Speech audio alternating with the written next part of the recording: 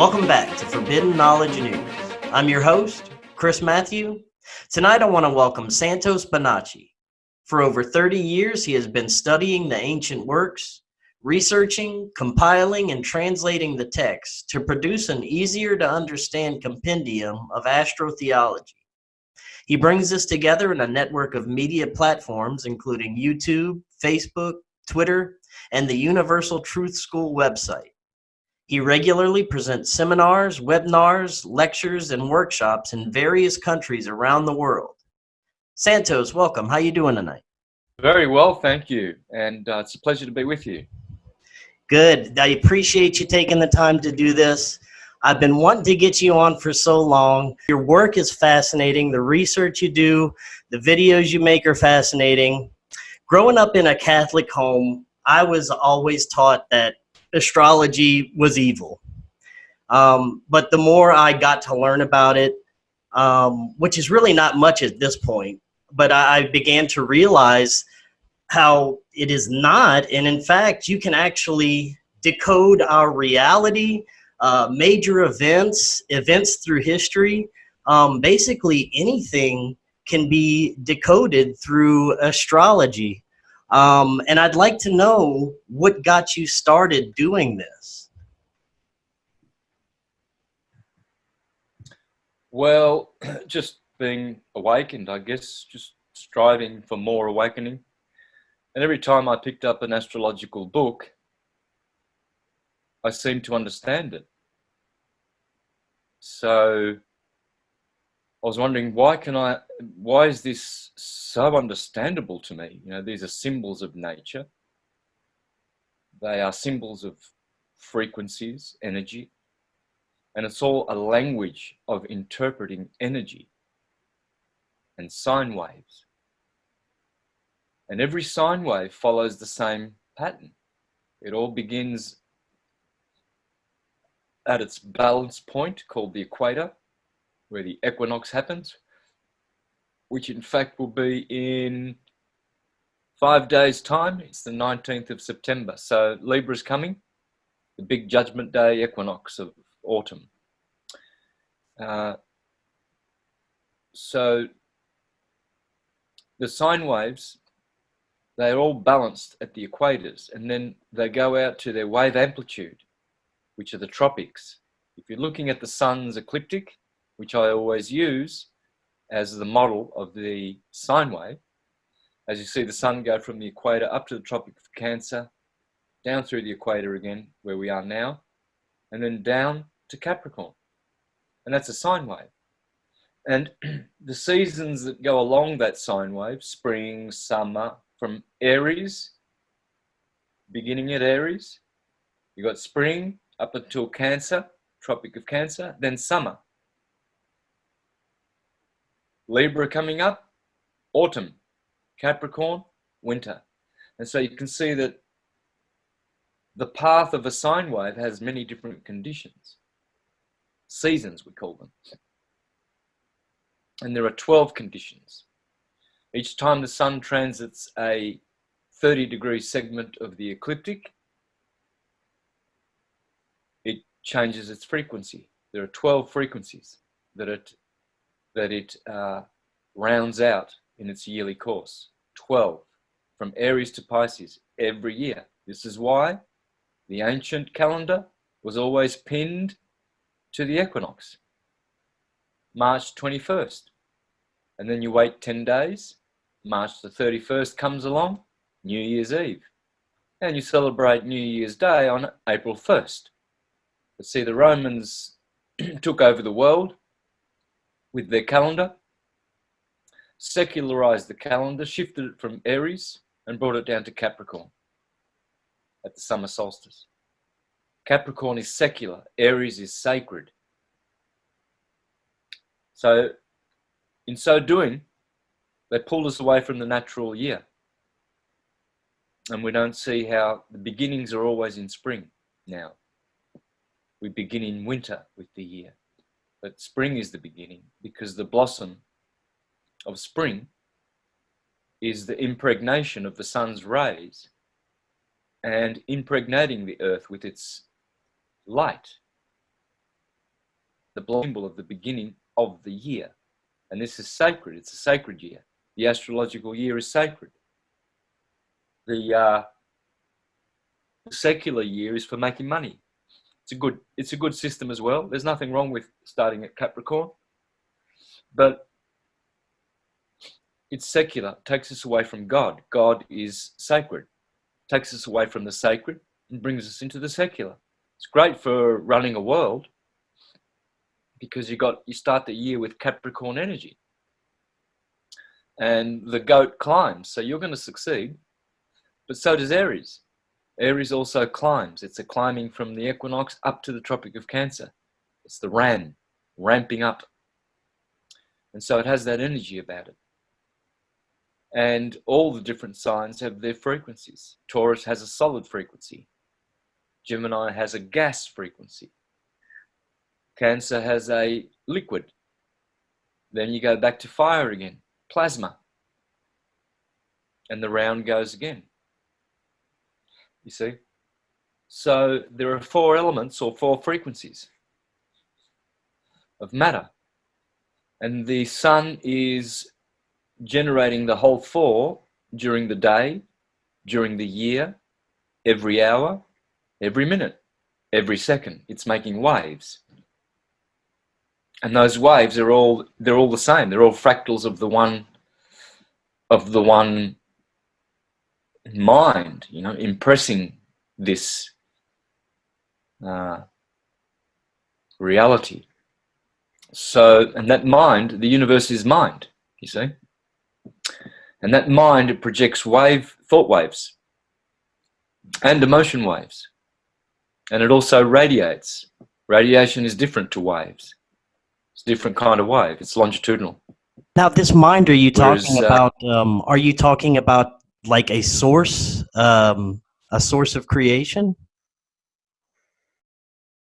No, it's the demiurge. The mind is the demiurge. So we will escape mind.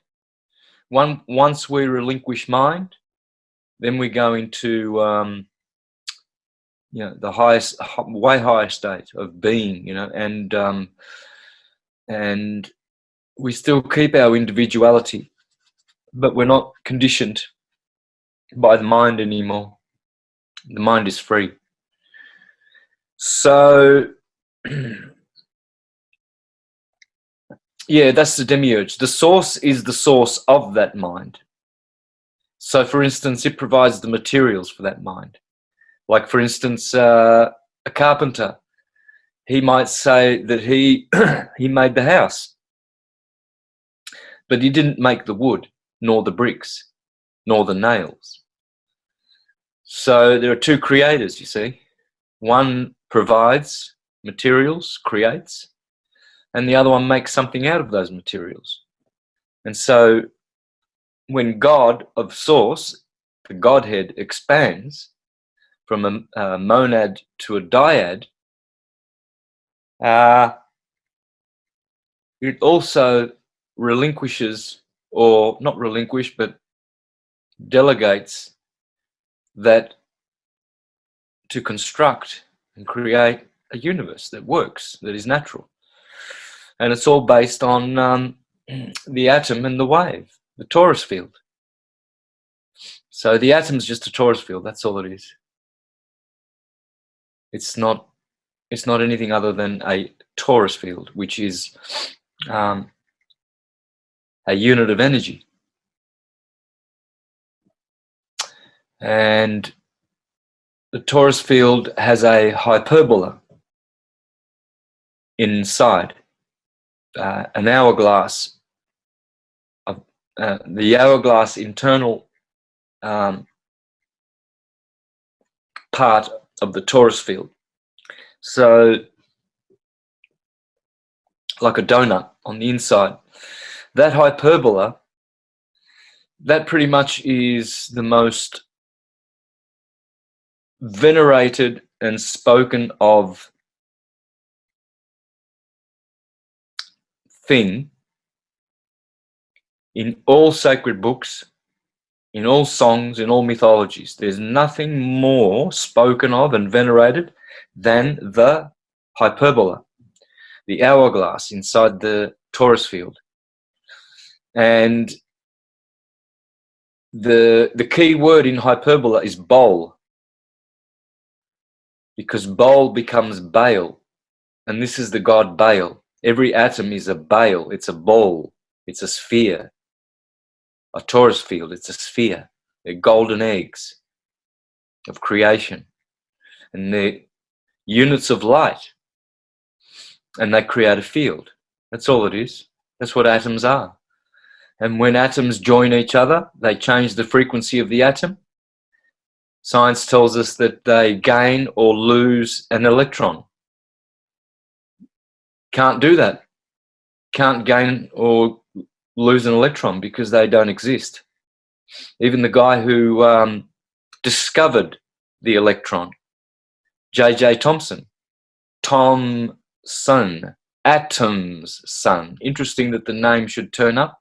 And by the way, the first guy, whoever did the double slit experiment, was named Thomas Young.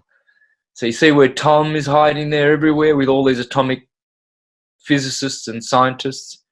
So, yeah, he denied the existence of the electron, even though he discovered the electron. He said it's not a thing. It's just energy expressing itself. And the opposite of the electron is the proton, which expresses itself in the opposite way.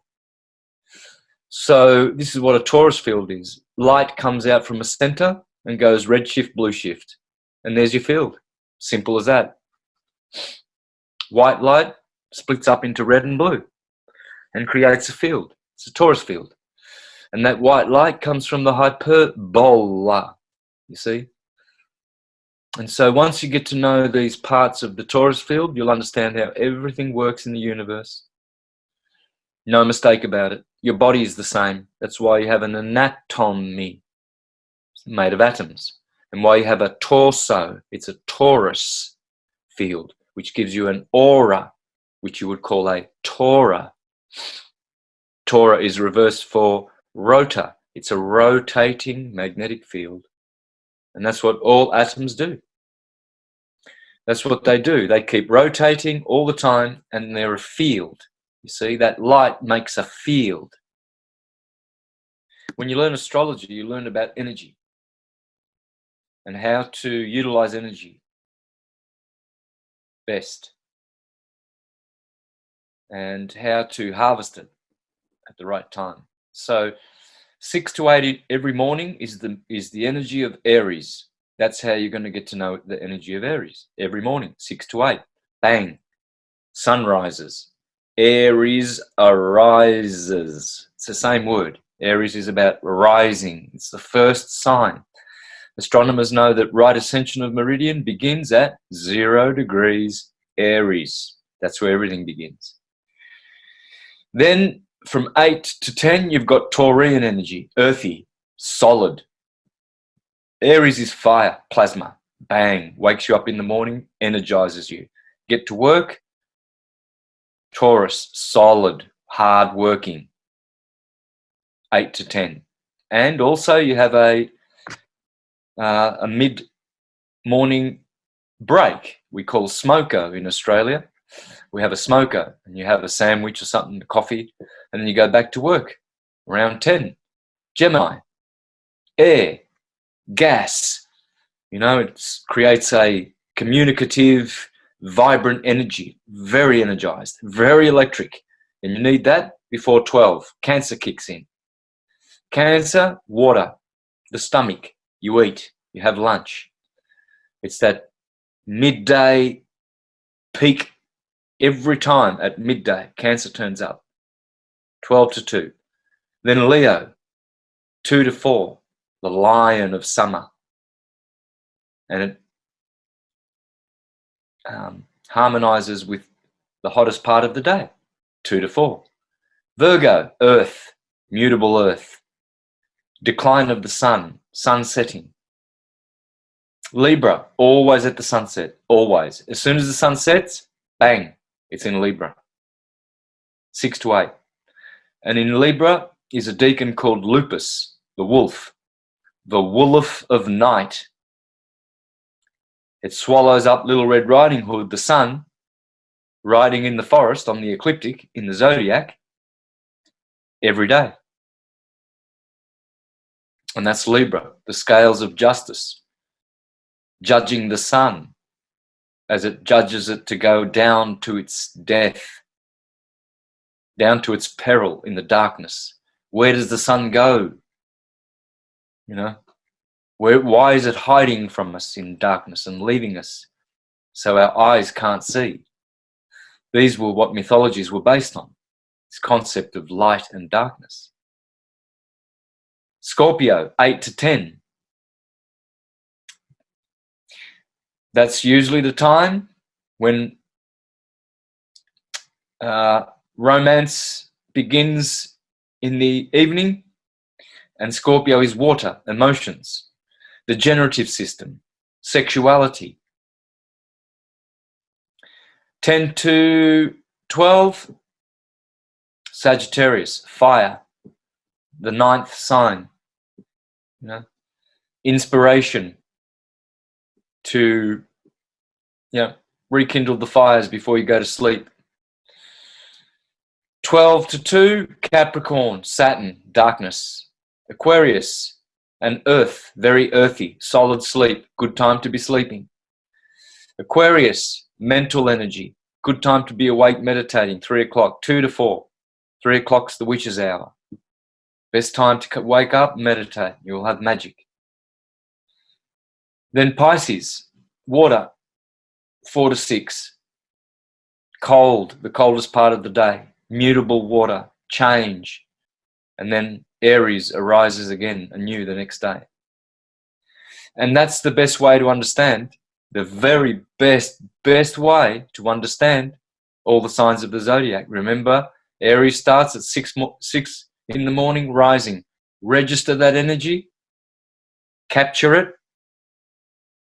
know it, and know that when you need that morning energy, you need Arian energy.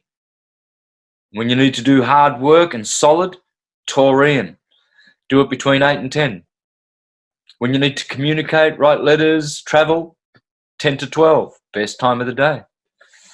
When you need to eat and rest and give your stomach and your body a good rest, Cancer. You know, and you can see that those energies, those are 12 conditions. There are 12 conditions in the year. We say there are 4 seasons, but there are more like 12 conditions. So once you feel the sun going through the signs and you register its energy, right now we're in Virgo. So it's a very magical harvest energy. It's contemplative because the year is, the growing season is over. It analyzes the year, thinks about its doings, you know, and relinquishes the year over to the justice of Libra. So when you look at the Lord's Prayer, you will see that it is none other than the zodiac. Our Father who art in heaven, hallowed be thy name. Well, that's Aries. The name of Aries, the motto of Aries is I am.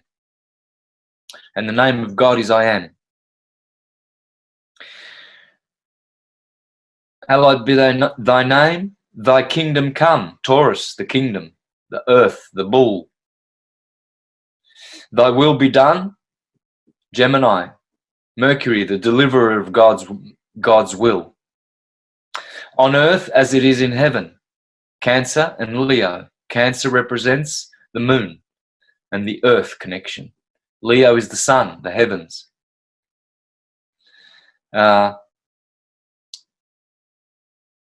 Give us our daily bread. Virgo, the bread basket. Now they're out there in the beautiful, rich, golden grain harvest, collecting all the wheat for the bread. Libra, forgive us our debts as we forgive others, settling the accounts. Libra is all about forgiving. When you come to these signs of the zodiac, you offer those contemplations. Scorpio, deliver us from temptation. Remember, sexuality. Scorpio is all about the generative system, etc. And then finally, deliver us, lead us not into temptation, deliver us from the wicked one. Sagittarius, the brave archer. Arjuna, Krishna's right-hand man. And then Capricorn, because yours is the kingdom, Aquarius, the glory, Pisces,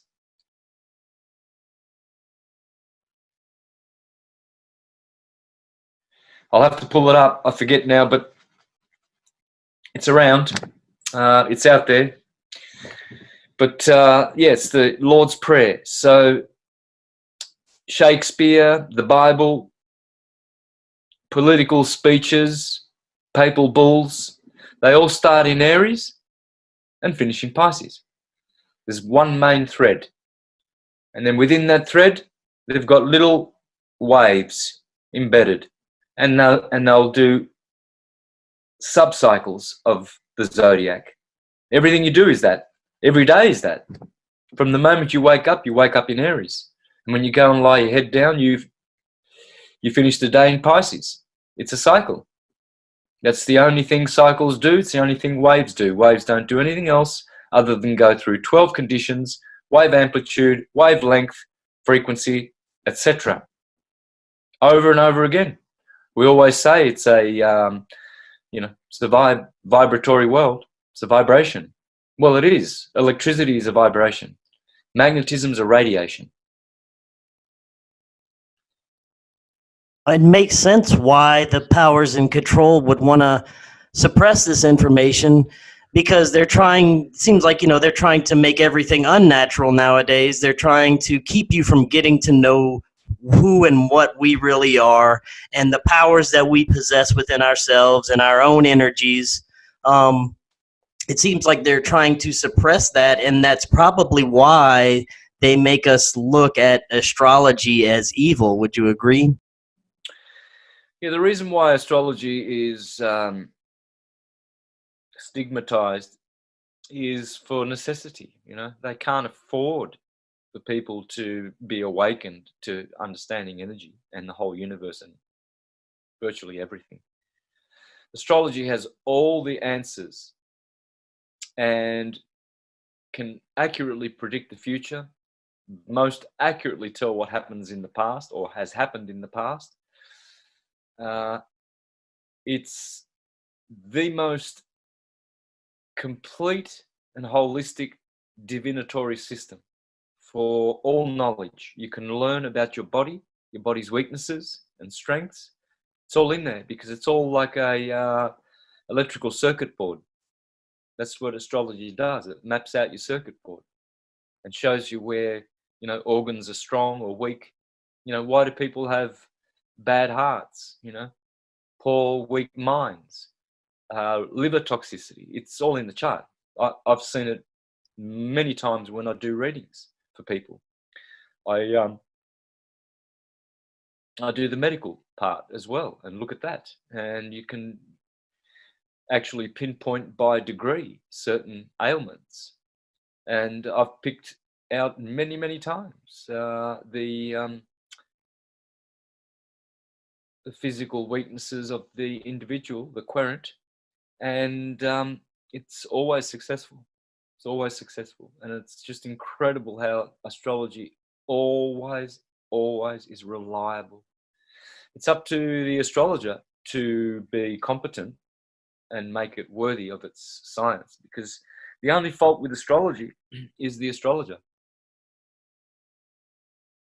Now, the astrologers. How do the planets in our solar system and the energies from the planets, how are they integrated into astrology? Could just help us understand how that kind of works. Well, the 12 signs on the ecliptic, they There are 12 passive energies. And the 7 planets, or the 9 or the 10, if you include Uranus, Neptune and Pluto, you get 10, and you can include Rahu and Ketu. There's many ways of doing it, but let's stick with the 7 visible planets because they're the ones that the Hindu system uses as well, and many systems only use the 7. So they would be all different specializations of energy that are active. And as they go through the signs along the ecliptic, they interact with the energy of the sign. So for instance, the sun in Aries, beautiful, loves it. The sun is hot and dry. Aries is hot and dry. Fire plus fire, beautiful.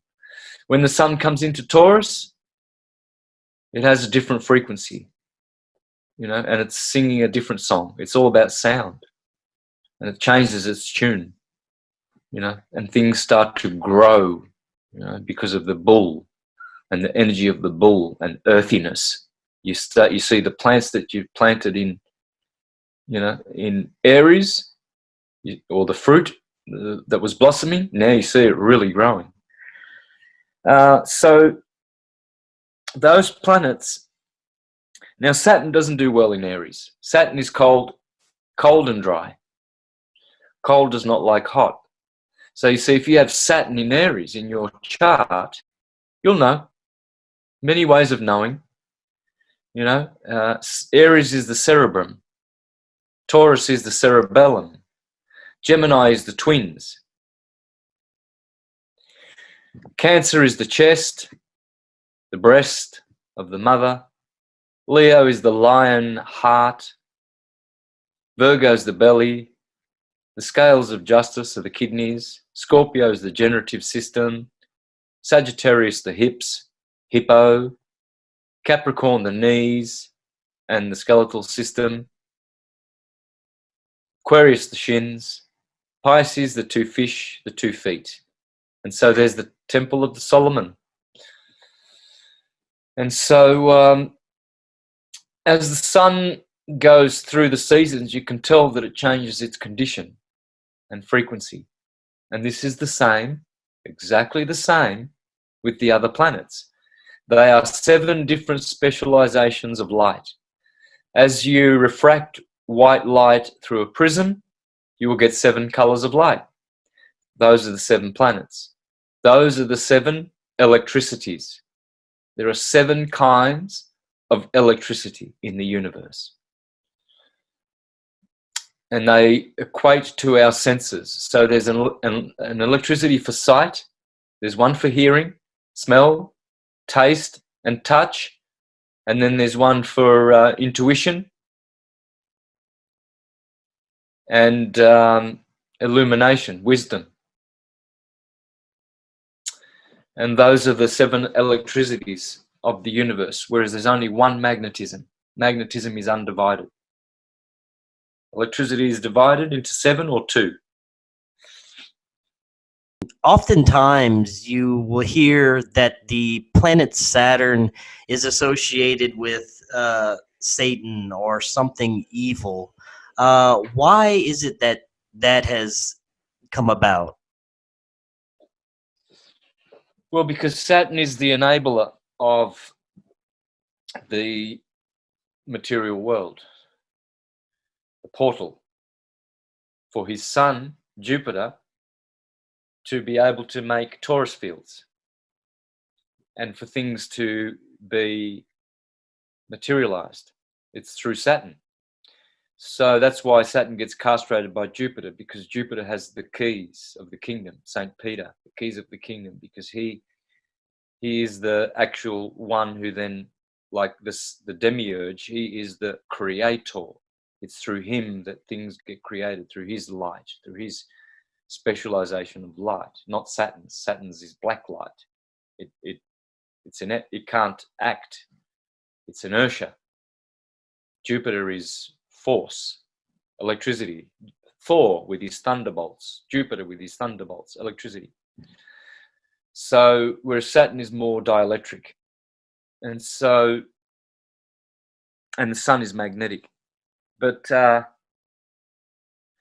Saturn is the ruler of Earth in astrology. That's why he's evil, because Earth is good and evil. And in theology, Satan is the ruler of this world. Well, the world is Earth, is it not? So theology tells you that he's the ruler of the Earth, Satan. Astrology tells you that he's the ruler of Earth, Saturn. And of course, Saturn is also Joseph, the foster father of Jesus. You see, this castration problem keeps recurring. Joseph, it means father Seth, and Seth, that's Saturn. So it's telling you, even in the Christian Greek scriptures, that Jesus is Jupiter Zeus, Jesus. They're one and the same. One thing that I would like to understand better is you speak of planets like, they're conscious entities. And I'm wondering, are they actual conscious entities? Were there actual gods, actual conscious entities that we were interacting with? Or are they just archetypal energies used to represent these gods?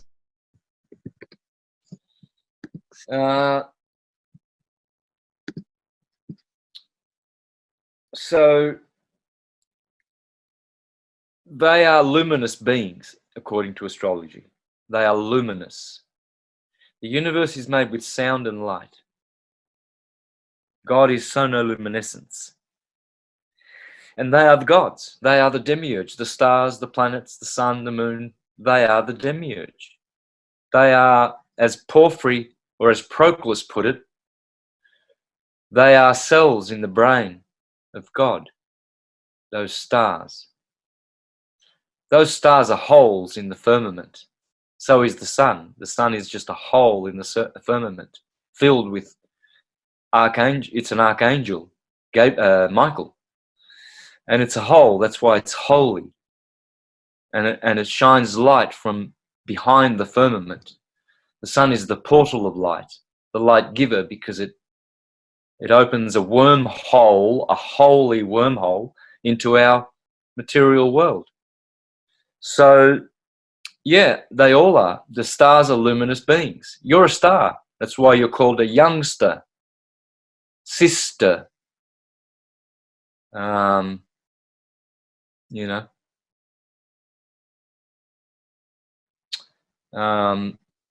master. You don't want to be a monster. You see, all these words with star on the end of them, indicating that that's what we are. We're either masters or monsters. So, and the word star is the same as the word start. We began our journey at the start as stars, you see? And we go back to the black light where there is no lack. You see, and stars are both black and white. They've got the backside is black, but what we see, that light, is white because they're portals of light. We don't see the back end, but they are both black and white. And black light is dielectric and white light is magnetic.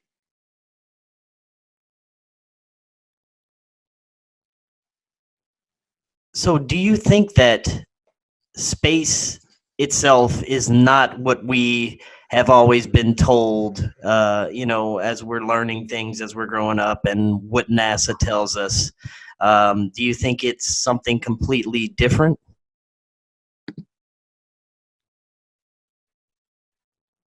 Yeah, there is no space. Everything is filled. Space indicates that there's nothingness, emptiness. Nothing is empty. The universe is full. It's one full organism, one full, entity. It's a complete entity.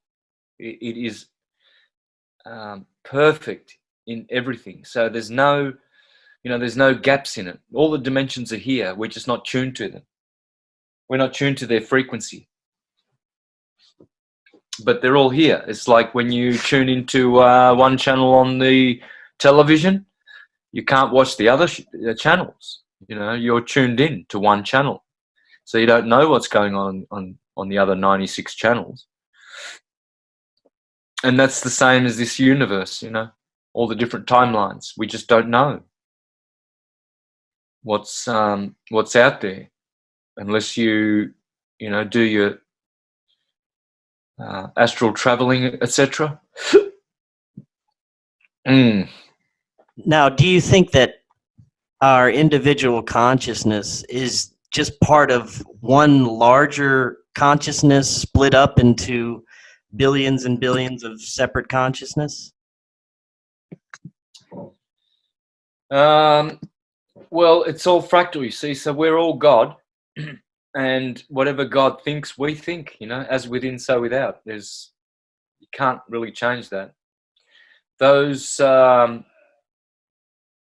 thought waves coming from God's mind, they are in our bodies. They are in the thoughts that we have are not original. They came from elsewhere, and we get inspired by them. You see, depending on how receptive we are to them and how undamaged we are. We have to be pure to receive, God's light. The light came into the world, but the world recognized it not. Yeah. Light is consciousness. Everything is conscious. So when we come to the light, we come to the consciousness, and we get christened. Christ means light. Mostly black light, but still it's light. Light is the black light is the source light. White light is the force light. May the source be with you, and may the force be with you. You need both. See, that's where Star Wars missed the boat. Can you explain a little bit more about the force light? Just the differences between the source and the force light? Black light is rest. White light is motion. They are the two co-eternal principles, rest and motion. Black light is dielectric, inertial. White light is magnetic and radiates. So you've got centripetal convergent, black light, centripetal convergent. White light is centrifugal divergent. It's centrifugal. White light is centripetal. That's why it sucks. Black light is centripetal. That's why it sucks the light out. Black holes. It's centripetal convergent fields of light around a torus field. It will always be around a torus field, because torus is the hyperbola, the bowl in the middle of every atom, which we call a neutron. That's just light, just a point of light, a frequency of light. And that's why elements change when atoms come near each other, because they change each other's frequency. They don't take electrons or give electrons. They've got none to give. They just change their frequency. And gold becomes what? Lead, or whatever, or uranium, or whatever's next, mercury or something. But it's always transmuting. It's mutable. Everything's mutable. Everything is in flux. Very interesting. Now, what would you call syncretism, and how it relates to astrotheology? Syncretism is the science of merging and integrating all fields of human knowledge, wisdom, theology, etc. Because there is one system for all the sciences, and it fits all. And that's the torus and the sine wave that envelops around the torus field as it generates its field. And so once you learn the Torah, you'll learn about the torus fields. You see, that's what you're learning about. That's why you go and learn the Torah. Because we need to understand that this is God, you know, the atom, all is atom. The three most important words to know, to understand all theologies and everything, would be atom, all is atom, which is the atom, which turns into Adam in Hebrew. Adam means atom, for sure. That's why we are all children of Adam, because we all have an anatomy, you see, made of atoms. And the other two words are Taurus and bull. So rather than bowl, I like to say bull, because it is the bull. Tauruses and bulls. A Taurus is a bull, and of course so is the hyperbola. It's a bull, right? Krishna creates, and he's always creating and making creation with his holy cows. This is why we have such an expression, holy cow. It's because of the torus fields, because they were always known to be golden cows of creation, you know. And so these are the most important words you could ever memorize. Keep them close to your heart. Know these three words, atum, tor, and bull. Bull is blue shift. Tor is red shift. Tor backwards is rot. Rot is red. Okay, it's in the words. The torus field is talking about divergent vibrating light. It's red. Goes red shift first, then blue shift. It's the proton, red. You see, proton will be understood better if you insert a Y after the P. Pyroton. It's fire. It's red. It's divergent, centrifugal. Blue shift, the electron, L, blue, there's always an L there. The electron, L is for liquid. It's blue, water. The electron is convergent, centripetal light, part of the vibration. It's the same with black and white. In the torus field, you've got white light converging, diverging, black light converging. Fusion, fission. Fusion, fission. No, wrong. Fission. Fusion is convergent. Yeah. So, and the same goes with the two material electric colors, red and blue. The magnetic and dielectric colors are white and black. You have a black and white yin and yang. You have a red and blue yin and yang. And one is denoting the higher Godhead of dielectricity and magnetism, and the other is denoting the lower God, the demiurge of red shift, blue shift. With red shift, blue shift, you've got the red pill and the blue pill. You've got red blood, blue blood. You've got roses are red, violets are blue. Republicans are red, Democrats are blue. Red and blue police sirens, polarity. Red, rage, we're coming to get you. Blue, we love you, we're good cops. We're always looking after you. Red and blue, ambulance. Red and blue, hot and cold water force taps. Why? Because red and blue, red shift, blue shift, denotes the vibratory world. It's polarity. All atoms, all torus fields are red shift, blue shift. Look at your torso. Remember we said torso is Taurus? Well, at the top of the torso is a blue chakra. At the bottom of the torus torso is a red chakra. Even your torso knows the science. That's what syncretism brings. It brings this beautiful knowledge of understanding energy. And it seems that magnetism is an extremely important and large part of our, I guess, our reality here. Would you agree? Yeah. Yep. It is. It's our reality is based on a spiritual a material expression of our spiritual selves, you see.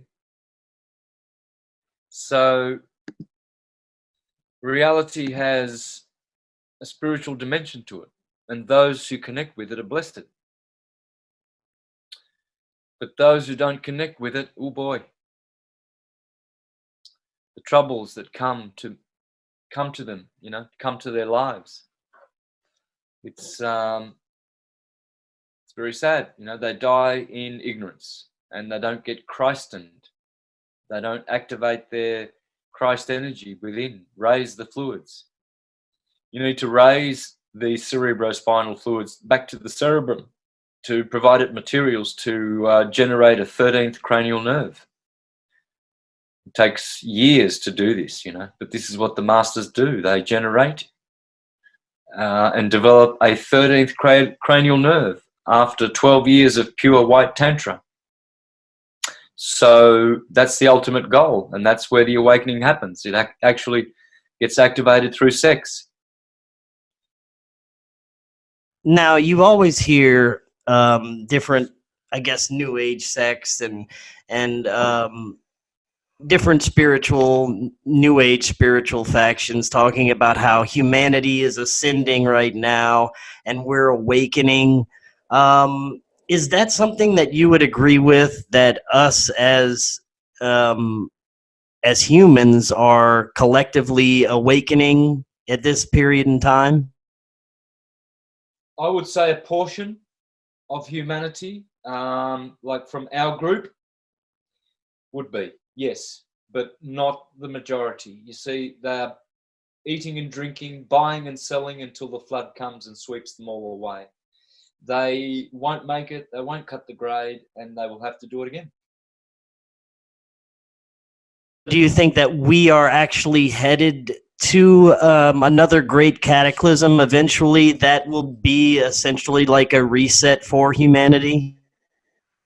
Yeah, just hang on, brother. I've just got to attend to something. Just 30 seconds. Yeah, sure. I'll hold that thought.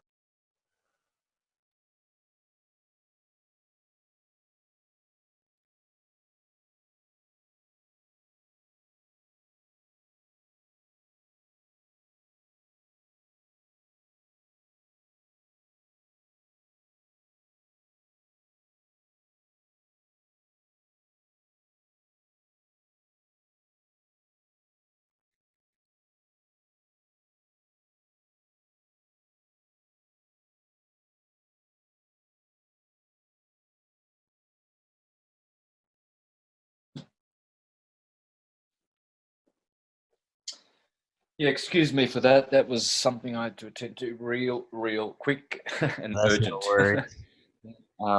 Yeah, I just had to sort out a message.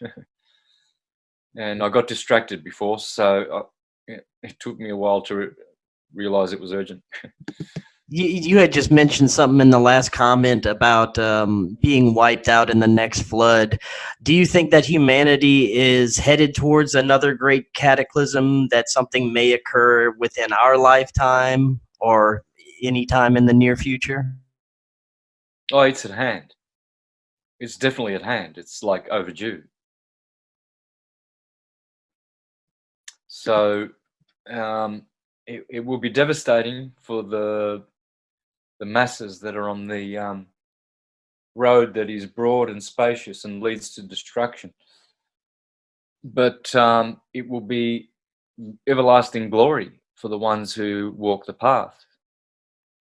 And the path is yeah, it's a hard, it's difficult path, but you know, it's the only one that brings everlasting results, and it's got to be done. You know, you Now, can't go.